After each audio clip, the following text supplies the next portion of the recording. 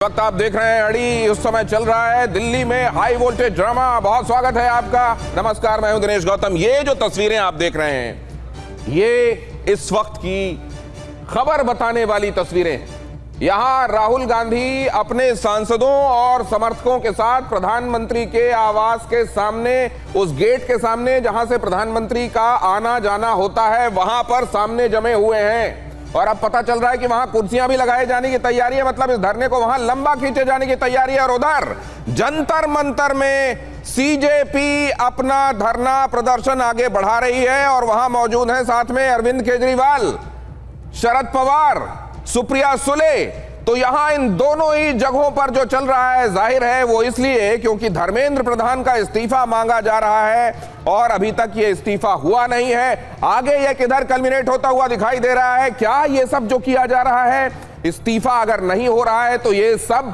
किया जाना जायज है, मजबूरी है, या असल में ये लोकतंत्र को एक तरीके से हाईजैक करने जैसा है? ये समझेंगे हम हमारे साथ जुड़ने वाले खास मेहमानों से। लेकिन पहले देखिए जरा ये दो तस्वीरें। पेपर लीक संग्राम, क्या ये आंदोलन ही समाधान है? एक तरफ जंतर मंतर पर कॉकरोच जनता पार्टी का प्रदर्शन, यहां पर वो तस्वीरें आपके सामने रख रहा हूं। एकदम ही बगल में मेरे जो आप तस्वीरें देख रहे हैं, ये सीजेपी का धरना प्रदर्शन है। और यहां पर सीजेपी के लोगों को उनके साथ सॉलिडेरिटी दिखाने के लिए अरविंद केजरीवाल भी मौजूद हैं, शरद पवार भी मौजूद हैं, सुप्रिया सुले भी मौजूद हैं। उधर प्रधानमंत्री आवास के सामने राहुल गांधी और प्रियंका गांधी अपने समर्थकों और सांसदों के साथ धरना प्रदर्शन कर रहे हैं। यहां ये दोनों ही महत्वपूर्ण तस्वीरें।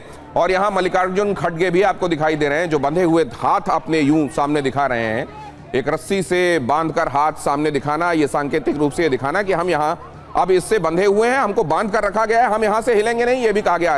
राहुल गांधी ने जब उनसे ये कहा गया कि आप यहां पर धरना मत करिए, तो उन्होंने भी कहा कि अब हम यहां से नहीं जा सकते, अब हम यहां बंध चुके हैं। बहरहाल यहां ये सब आगे किधर जाने वाला है? सरकार के सामने कांग्रेस ने दो मांगे रखी हैं। पहली मांग, गृह मंत्री सदन में स्पष्टीकरण दें। दूसरी मांग, सदन में पेपर लीक पर चर्चा होनी चाहिए।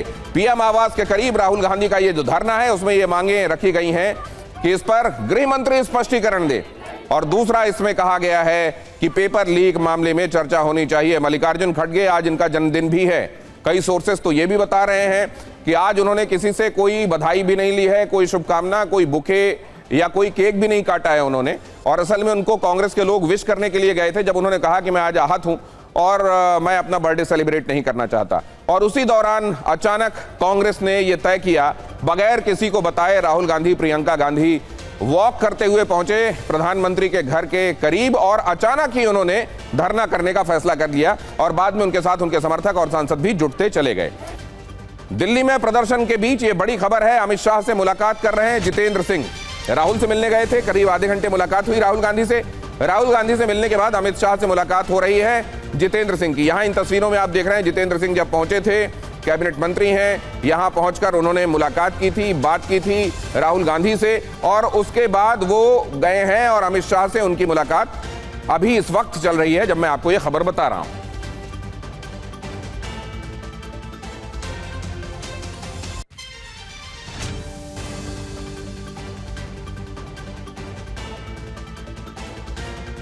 हमारे साथ जुड़ने वाले मेहमानों से और अपने संवाददाताओं से आपका परिचय करा देता हूं। गृह मंत्री आवास से हमारे साथ हमारे संवाददाता आनंद पांडे जुड़ रहे हैं, जो ये मुलाकात जो अभी जितेंद्र सिंह और अमित शाह की हो रही है, उस बारे में आपको जानकारी देंगे। प्रधानमंत्री आवास के पास से विक्रांत सिंह हमारे संवाददाता आपको लगातार जानकारियां दे रहे हैं। जंतर मंतर से विपिन चौबे हमारे संवाददाता, वो भी आपको यहां फ्रेम में नजर आ रहे हैं। इसके अलावा डॉक्टर गुरु प्रकाश पासवान, प्रवक्ता भारतीय जनता पार्टी के, फराज किदवई, प्रवक्ता समाजवादी पार्टी के, प्रोफेसर रवि कुमार, कांग्रेस के प्रवक्ता हमारे साथ कुछ ही देर में जुड़ने वाले हैं। समीर चौगांवकर, वरिष्ठ पत्रकार, हमारे साथ इस चर्चा को ज्वाइन कर चुके हैं।